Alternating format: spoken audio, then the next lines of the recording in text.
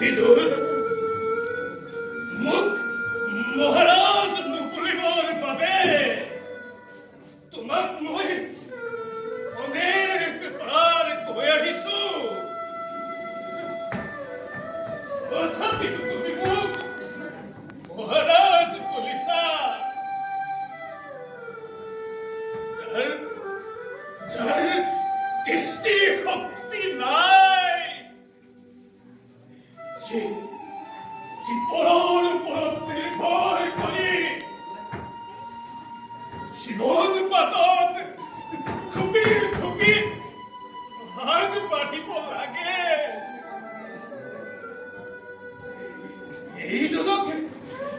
এইজনক মহাৰাজ কোৱাৰ কোনো কাৰণ নাই বিদুৰ, কোনো কাৰণ নাই।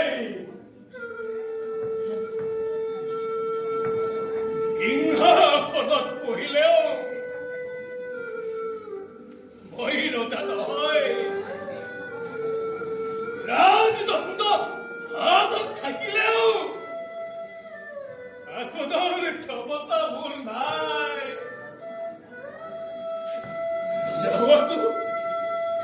ৰজা হোৱাটো মোৰ বাবে এক অভিশাপ মাথো।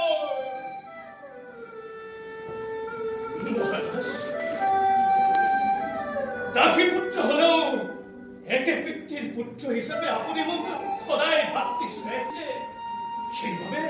সেইবাবে আপোনাৰ মনোবাঞ্ছা পূৰ্ণ কৰাটো মোৰ একমাত্ৰ কৰ্তব্য। তুমি পাৰিবা বিদুৰ, তুমি পাৰিবা। পাৰিম জ্যেষ্ঠ, তুমি পাৰিবা বিদুৰ, পাৰিম জ্যেষ্ঠ।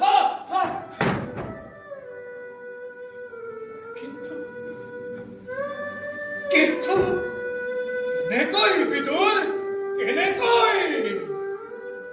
মহাৰাজ, ভগৱান নাৰায়ণক তুষ্ট কৰিবৰ বাবে মই তপস্যাৰ বাবে যাম আৰু তাত মই বৰদান কৰি দিগ্বিজয়ৰ যাত্ৰা আৰম্ভ কৰিম। বৰ ভাল কথা বিদুৰ, বৰ ভাল কথা। বলা বিদুৰ, মই তোমাৰ যাত্ৰাৰ আৰম্ভ কৰোঁগৈ।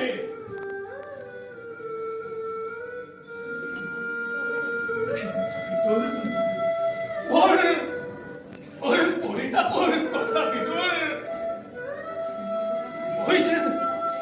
মই যে কোনোদিন দিগ্বিজয়ৰ আনন্দ উপভোগ কৰিব নোৱাৰিম বিদুৰ, নোৱাৰিম। জ্যেষ্ঠ নেজানে বিধিৰ লিখন, কি জানিবা আপোনাৰ দৃষ্টিশক্তি পুনৰ ঘূৰি আহিব। সেই সৌভাগ্য আপোনাৰ হ'ব মহাৰাজ।